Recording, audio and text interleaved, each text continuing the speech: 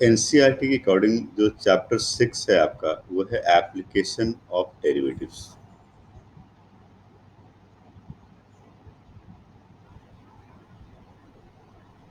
इस चैप्टर को शुरू करने से पहले आपको कंटिन्यूटी, डिफरेंशिएबिलिटी एंड डिफरेंशिएशन ये टॉपिक जरूर कंप्लीट कर लेना चाहिए, उसके बाद ये समझ में आएगा आपको। अब एप्लीकेशन ऑफ डेरिवेटिव एक बहुत कॉन्सेप्चुअल और बहुत लेंदी चैप्टर है जिसमें कई टॉपिक्स आप पढ़ोगे। सबसे पहले basic idea about the application of derivatives, that is rate of change. उसके बाद आप tangents and normals, increasing and decreasing functions, maxima and minima, approximation and error, ऐसे बहुत सारे टॉपिक आप इस चैप्टर में पढ़ोगे। तो बहुत डिटेल में जानने की जरूरत है कि इसका एप्लीकेशन आगे के चैप्टर्स में भी है। जो भी आप वीडियो एप्लीकेशन डेरिवेटिव को देख रहे हो, कई बार मैं इसमें आपको कुछ एग्जांपल से क्वेश्चन भी बताऊंगा। तो उन क्वेश्चन को यदि आपने कर भी लिया है तो आप उसको स्किप मत करिए, बल्कि वीडियो को पूरा सुनिए। हो सकता है उसमें कुछ और लॉजिक, कुछ और कॉन्सेप्ट छुपा हुआ है जो आपको आगे ही किसी क्वेश्चन में काम आएगा। इसलिए आपको पूरा वीडियो जरूर देखना है। नाउ हमारे पास जो फर्स्ट टॉपिक है यहाँ पर, वो है basic idea about the application of derivative. ये डेरिवेटिव का मीनिंग क्या होता है, what is the meaning of derivative? Derivative at rate measures and we can also say this is rate of change. Derivative का मतलब क्या होता है? Rate of change. जैसा हमने पहले भी आपको बताया था कि डेरिवेटिव का मतलब होता है रेट ऑफ चेंज। यदि मैं कहता हूँ कि रेट ऑफ चेंज, या हम इसको ऐसा कहें, rate of change of y with respect to small change in x, small change in x, मतलब x में स्मॉल चेंज होने की वजह से, that is delta x, y में क्या चेंज हो रहा है, इसको हम कहते हैं derivative. Rate of change of one variable with respect to small change in other variable. ये स्मॉल चेंज की जगह पे यूनिट चेंज भी कर सकते हो। Rate of change of one variable with respect to unit change or small change in other variable is called the derivative. This is called delta y by delta x. अब यहाँ पे हमने delta x को small change लिया है, that is negligible. So this can also be represented as delta y divided by delta x, where limit delta x tends to 0. This can also be represented as dy by dx.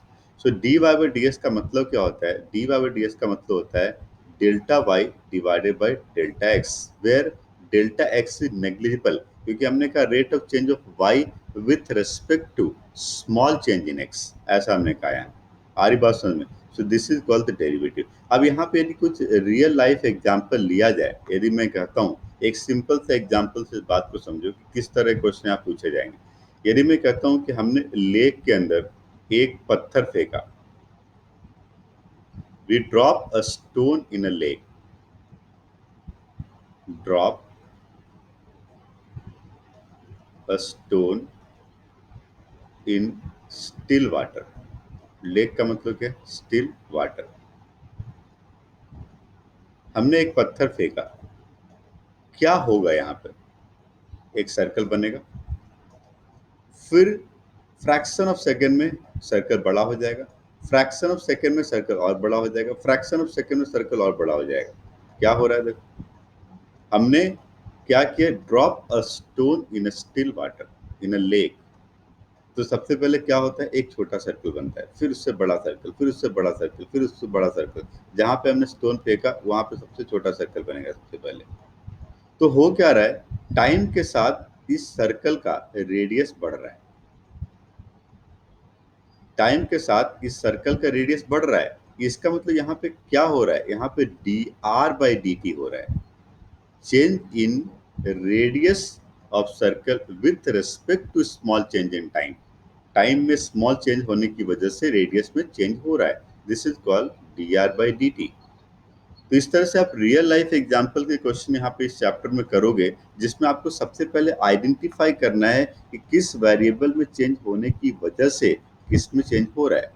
तो यहाँ पे जो दोनों variable आप देख रहे हो, इसमें ये जो आर है, इसको हम यहाँ पे कहते हैं डिपेंडेंट वेरिएबल और टी को कहते हैं इंडिपेंडेंट वेरिएबल।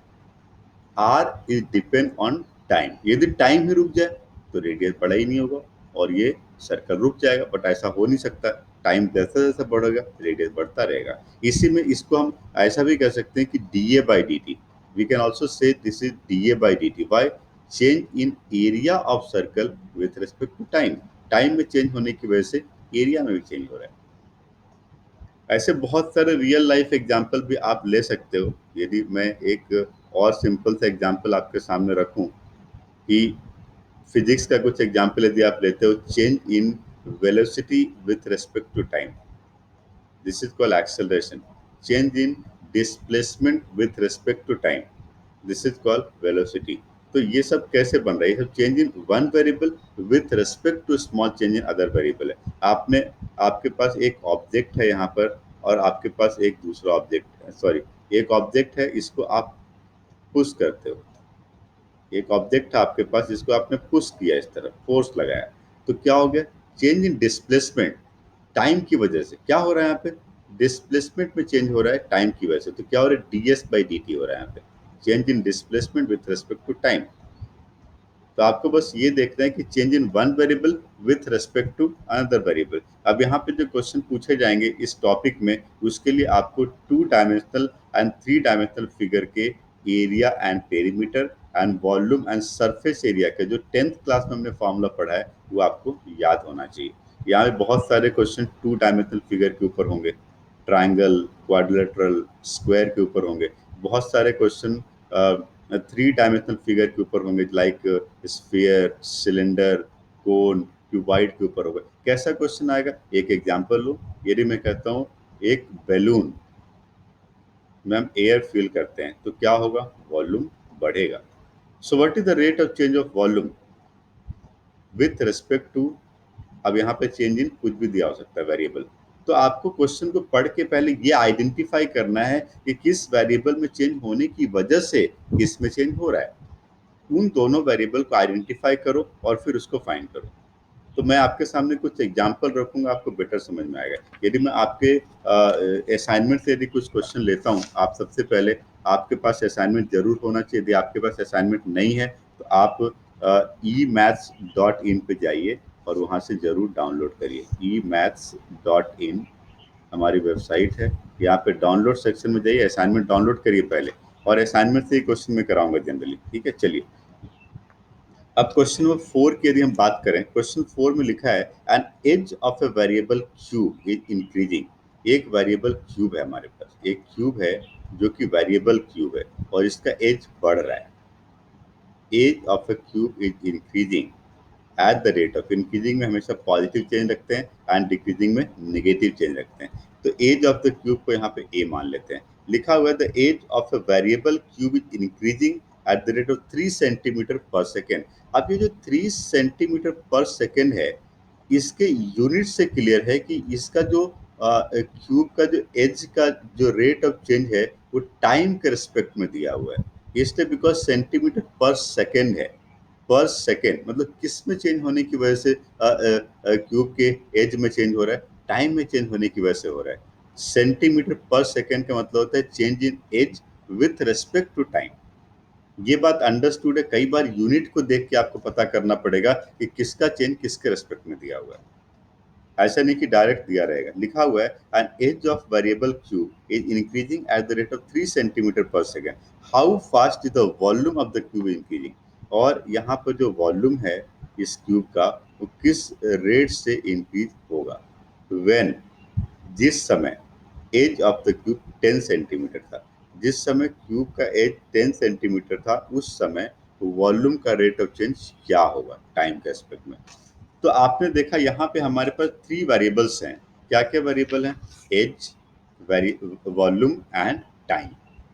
नाउ जब इस तरह का क्वेश्चन पूछा जाता है जहाँ पे एक वेरिएबल का रेट ऑफ चेंज दिया हुआ है एंड दूसरे का रेट ऑफ चेंज दिया हुआ है और एक तीसरे वेरिएबल के रेस्पेक्ट में दिया हुआ है, so you have to find the relation between these two variable. आपको इस तरह क्वेश्चन में इन दोनों वेरिएबल का आपस में रिलेशन फाइंड करना पड़ता है। और इस रिलेशन को फाइंड करने के लिए मैंने आपको कहा था कि आपको फॉर्मूला पता होना चाहिए। तो we have to find the relation between these two variable. तो we have to find the relation between volume and edge of the cube. और ये रिलेशन आपको पता है since we know that volume of the cube is a cube. Now we have to find dv by dt, so we can differentiate this function both side with respect to time।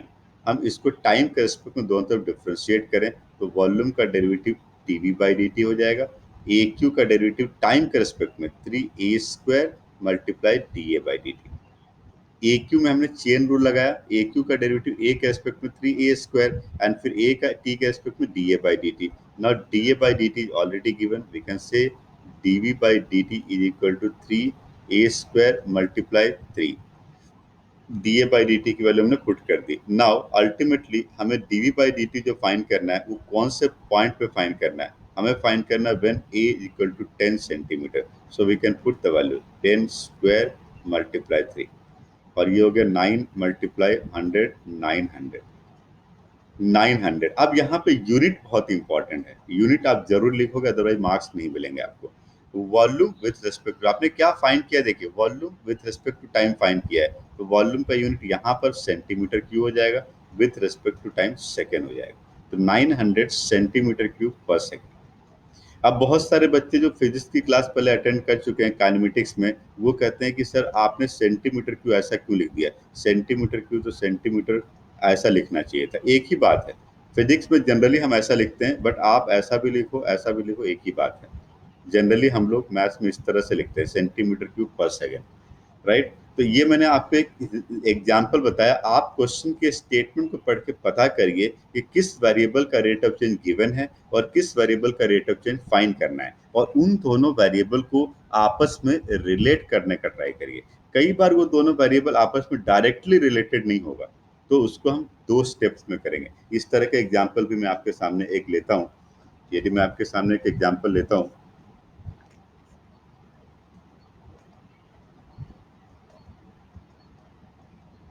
Yes very good. चलिए अब देखिए यहाँ पर जो question हम ले रहे हैं, यहाँ पे क्वेश्चन 5 को ले रहे हैं। क्वेश्चन 5 में क्या है, देखिए क्वेश्चन 5 में लिखा हुआ है the surface area of A spherical bubble is increasing. तो यहाँ पे एक स्फीयर की बात की जा रही है। द सरफेस एरिया, इसका इसका जो रेडियस है उसको तुम आर मान लो, सरफेस एरिया को हम कैपिटल ए मान लेते हैं। तो लिखा हुआ है the surface area of A spherical bubble is increasing at the rate of, मतलब टी ए किसके रिस्पेक्ट में, टाइम के रिस्पेक्ट में इंक्रीज हो रहा है 2 सेंटीमीटर स्क्वायर पर सेकेंड। अब ये टाइम के रिस्पेक्ट में हो रहा है, कैसे पता चला था, तो ये ये यूनिट को देख के पता चला था, सेंटीमीटर स्क्वायर पर second, area per unit time देखने से पता चल रहा है, एरिया पर यूनिट टाइम, ठीक है, ये दिया हुआ है। Find the rate at which the volume of the bubble is increasing. किस रेट से, हमें हमें क्या पता करना है, किस रेट से इसका volume with respect to time increase होगा, जब रेडियस 6 सेंटीमीटर। तो हमें पता करना है dv बाई डी टी, जबकि दिया हुआ है da बाई डी टी। अब यहाँ पे हमारे पास जो 2 वेरिएबल हैं वो क्या क्या हैं, हमारे पास जो वेरिएबल है वो है सरफेस एरिया है और वॉल्यूम है। अब सरफेस एरिया एंड वॉल्यूम दोनों डायरेक्ट रिलेटेड तो नहीं होता है, तो यहाँ पे आपको क्या करना पड़ेगा, सरफेस एरिया एंड वॉल्यूम किस तीसरे वेरिएबल से रिलेटेड है, वो है radius. So we have to find the relation between the surface area with the radius and then volume with the radius. यहाँ पे एक और वेरिएबल बीच में आ जाएगा, क्योंकि डायरेक्ट हम सरफेस एरिया को वॉल्यूम के रिस्पेक्ट में लिखना, ऐसा कोई फॉर्मूला हमारे पास नहीं है। तो अब आप इस क्वेश्चन को कैसे करोगे, देखिए आप इस क्वेश्चन में क्या करोगे, आप लिखोगे since surface area of the sphere will be equal to 4 pi are square. अब यहाँ से आप पहले d are by D T find करिए, बाद में हम डी बाई डी टी करेंगे, differentiating both side with respect to time. ये मिलेगा d A by D T is equal to 4 pi multiply 2r D R by D t. 4 pi constant था and are square का derivative क्या है, 2r D R by D T. तो D A by D T की value क्या आ गई 2, और ये होगा 8 pi R multiply D are by D T. यहाँ से हमें D are by D T मिलेगा।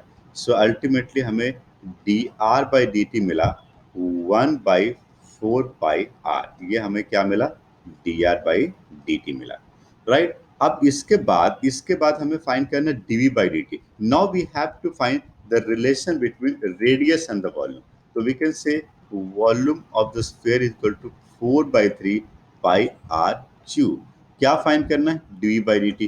किसके रिस्पेक्ट में डिफरेंशिएट कर दें? Differentiating both side with respect to time. Time के रिस्पेक्ट में डिफरेंशिएट करें, बिकॉज हमें D V by D T find करना है। So D V by D T can be written as 4/3 pi multiply 3r square D are by D T. So ये हमें मिला dv by D T. So D by D T can be written as, ये cancel करो, 4 pi are square multiply 1/4 pi R. हमने D are by D T की value put कर दी। So ultimately D by D T हमें क्या मिला? R मिला।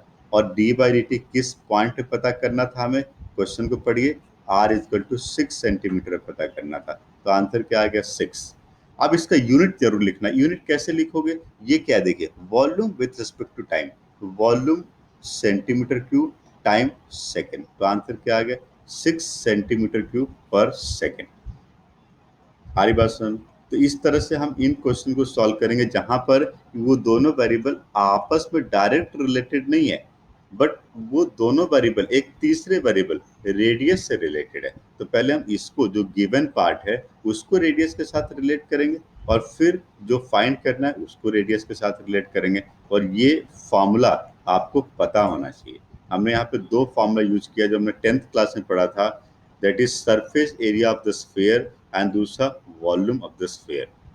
ठीक है, चलिए अब ये जो मैंने आपको पिछला दो क्वेश्चन बताया, इससे आपको पता चल गया कि रेट ऑफ चेंज के क्वेश्चन को किस तरह से सॉल्व करना है।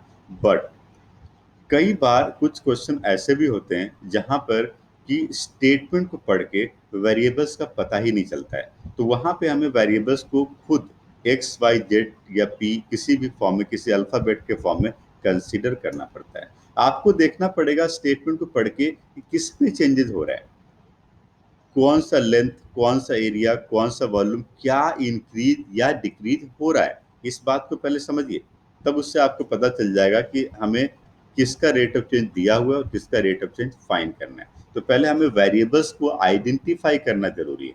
अब मैं आपके सामने एग्जाम्पल क्वेश्चन कुछ रखता हूँ, आप देखिए कैसे हम इसको आइडेंटिफाई करते हैं। चलिए, अब ये जो क्वेश्चन देख रहे हो, ये सारे क्वेश्चन आप कर लोगे 1 to 9। अब मैं 10th क्वेश्चन आपके सामने रखता हूँ, very important question, very important. अब इसमें क्या लिखा हुआ देखिए, लिखा हुआ है, मैं पढ़ के सुनाता हूँ। A ladder 5 metre long is leaning against the wall. क्या हो रहा है देखिए, ये ग्राउंड है और ये वॉल है, ये wall, a ladder leaning against the wall.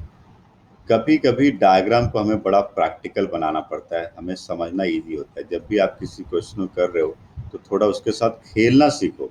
ऐसा नहीं कि चलो बस ये क्वेश्चन करना है, क्वेश्चन को बोझ की तरह नहीं लेना है, बल्कि उसके साथ खेलना है। आप देखिए, मैंने यहाँ पे एक वॉल बनाया है और ये ग्राउंड है। This is the ground and this is the wall. Question क्या लिखा है? क्वेश्चन लिखा है कि अ ladder is leaning against this wall. ये इस वॉल के ऊपर एक लैडर लगा हुआ है। सो हमने क्या किया, हमने एक लैडर भी बना दिया, और इस लैडर का जो लेंथ है वो भी दिया हुआ है, वो 5 मीटर है। बड़े ध्यान से सुनिए, लिखा हुआ a ladder 5 metre long leaning against the wall. First line को पढ़ा, हमने एक डायग्राम बनाया। The bottom of the ladder is pulled along the ground away from the wall. क्या कर रहे हैं हम लोग? हम लोग इस बॉटम को पुल कर रहे हैं, वॉल से दूर पुल कर। किस रेट से पुल कर रहे हैं? 2 सेंटीमीटर पर सेकेंड के रेट से हमने इसको पुल किया। अब आप ये बताइए कि जब इसको पुल करेंगे तो क्या होगा? ये तो हम कर रहे हैं, इसमें चेंज हम कर रहे हैं, और इसमें चेंज होने की वजह से किस में चेंज हो रहा है? ये जो लैडर है ये वॉल के ऊपर नीचे आ जाएगा। तो इसका मतलब हमने इस लेंथ को x मान लेना है, और ये x में चेंज हम कर रहे हैं। So we are changing x, तो this is called dx by dt। Unit को देख के पता चल रहा है कि सेंटीमीटर पर सेकंड ds बाई dt है। हमने कहा ये लेंथ को x मान लो, वॉल से लैडर का जो बॉटम है उसका लेंथ x है और हम इसको इधर पुल कर रहे हैं तो x बढ़ रहा है, तो x का रेट ऑफ x इंक्रीजिंग है, dx by dt is increasing at the rate of 2 centimetre per second. इसकी वजह से क्या हो रहा है, इसकी वजह से ये y में चेंज हो रहा है, तो हम इस लेंथ को क्या मान लें, इस लेंथ को y मान लेते हैं। क्वेश्चन लिखा हुआ है how fast is it's height on the wall decreasing, किस रेट से ये डिक्रीज होगा, मतलब हमें dy by dt क्या मिलेगा, ये बात हमें फाइंड करनी है। So we have to find dy by dt when the foot of the ladder is 4 meter away from the wall। जब मतलब हमें क्या फाइंड करना है, हमें फाइंड करना है dy by dt and dy by dt किस टाइम पे फाइंड करना है, जिस टाइम पे x 4 मीटर था। x मतलब क्या लिखा हुआ है यहाँ पे, foot of the ladder is 4 metre away from the wall, ये बात हमें फाइंड करनी है। तो ये इस पूरे क्वेश्चन में कहीं पर भी, जैसे पिछले क्वेश्चन 3 डायमेंशनल फिगर था उसमें वॉल्यूम, सरफेस एरिया, एज, ये सब दिया हुआ है, रेडियस, बट यहाँ पर ऐसा कुछ नहीं है। तो आपको देखना है किसमें चेंज हो रहा है, उसको एक वेरिएबल मान लो, किसका चेंज फाइंड करना है उसको एक और वेरिएबल मान लो, तो हमने एक्स एंड वाई मान लिया। अब हमारे पास दो वेरिएबल है, dx by dt दिया हुआ है and dy by dt find करना है। So x and y are the variable. Now the question is how to relate x and y। Relation find करने के लिए मैं आपको पहले ही बता चुका हूं कि जिसका रेट ऑफ चेंज दिया हुआ है और जिसका रेट ऑफ चेंज फाइंड करना है, उन दोनों का आपस में रिलेशन फाइंड करना है। So we have to relate x and y, आपको x एंड y को रिलेट करना है। How to relate x and y, see this diagram, in this triangle we can apply Pythagoras theorem in triangle ABC। In triangle ABC, this is right angle, अब wall तो 90 degree पे ही होगा, this is right angle triangle, so by Pythagoras theorem we can say x square plus y square is equal to 5 square। ये हमारा equation 1 हो गया। अब हमें dy by dt फाइंड करना है, क्या करें, differentiating both side with respect to time, दोनों तरफ t के रिस्पेक्ट में डिफरेंशिएट करो, 2x multiply dx by dt and plus 2y multiply dy by dt is equal to 0। तो आप लिख सकते हो हमें dy by dt फाइंड करना है, तो dy by dt is equal to, इसको उधर ले आते हैं, minus x by y multiply d x by D t, इसको हम उधर ले आए, पहले 2 कैंसिल हो गया और हम y से इसको डिवाइड कर दिए।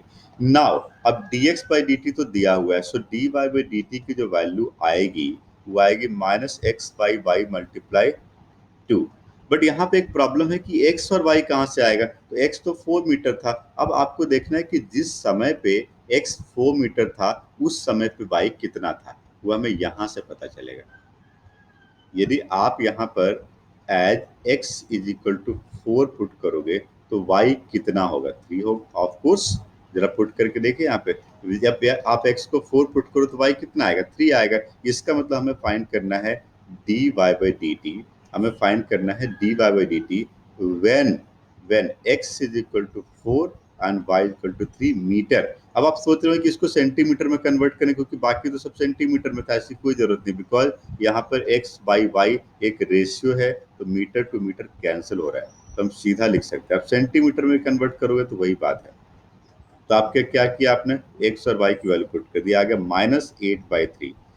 अब ये माइनस साइन क्या रिप्रेजेंट कर रहा है, माइनस साइन रिप्रेजेंट कर रहा है कि यहाँ पे रेट ऑफ चेंज डिक्रीजिंग है, इसका मतलब y डिक्रीजेज। तो आप इसको यदि डेसिमल में रिप्रेजेंट करो तो ये माइनस आ जाएगा, 3 2 जा 6 एंड 23 6 जा 18, 2.66 सेंटीमीटर पर सेकेंड। आपको स्टेटमेंट जरूर लिखना है, क्योंकि आपने इंक्रीजिंग डिक्रीजिंग को आइडेंटिफाई करना है। एक्स इंक्रीज हो रहा था, वाई डिक्रीज हो रहा है, तो आप लिखोगे therefore height on the wall, height on the wall is decreasing at the rate of 2.66 centimeter per second। Height